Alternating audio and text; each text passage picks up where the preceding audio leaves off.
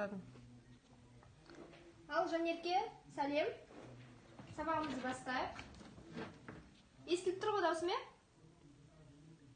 Аха, сен қаттырақ сөйлей бер, ата маған жай естіліп жатыр. Так, үй тапсырмасы қандай болды?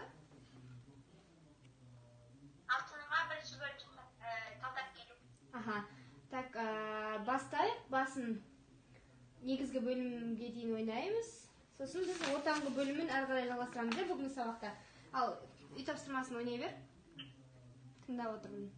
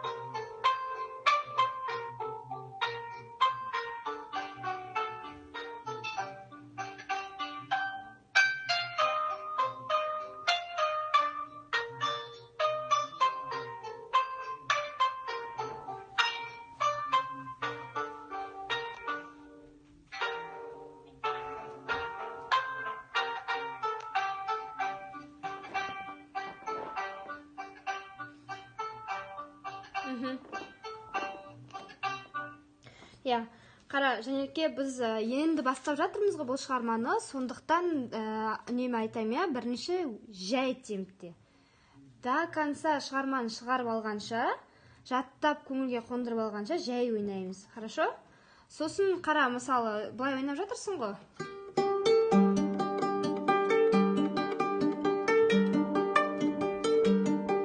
Бұл жерлер оңайды, енді былай келеміз ғой.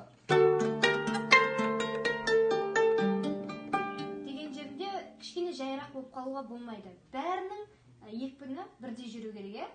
Сосын, так.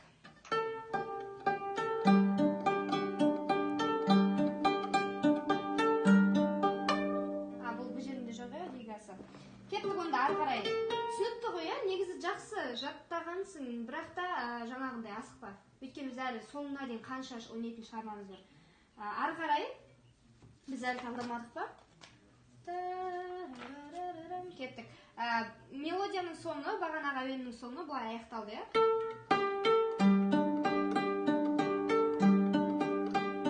Енді осы жоғарғы октавада реден бастап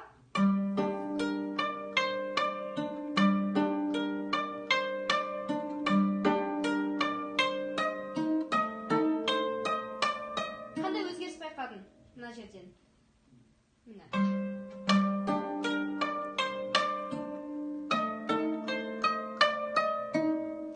Айырмашылық бар? Соңғы нотасы басқаша ғой. Соңғы нотасы басқаша, және бұл әуені секвенция. Өттіңдер ғой, секвенцияны? Өтпедіңдер ма? Хорошо, секвенция деген мысалы, мына биіктікте орындалған әуен, е?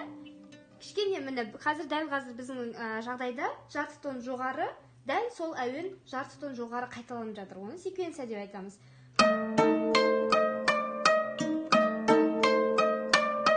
Өзі 3 реттен қайталанады әр әуен. Бірақ әуеннің соңында үнемі бас бармақ, бас нот кілтіндегі әуендер өзгеріп отырады. Себебі келесі алатын әуенге алдын ала дайындық есебінде. Мысалы міне. Так. Біреу кетті. Үшіншісі өзгеше болады.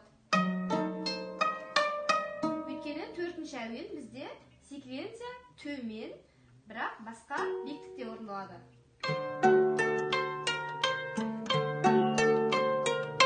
Міне, үшіншісінде тағы да басқа сол қол бас кілті ауысады. Енді әрі қарай басындағы мелодия қайталана береді. Түсінесің ғой, да? Енді осы жерге дейін бұл әуен әлі біткен жоқ. Осы жерге дейін сен ойнап көр, тыңдап көрейін.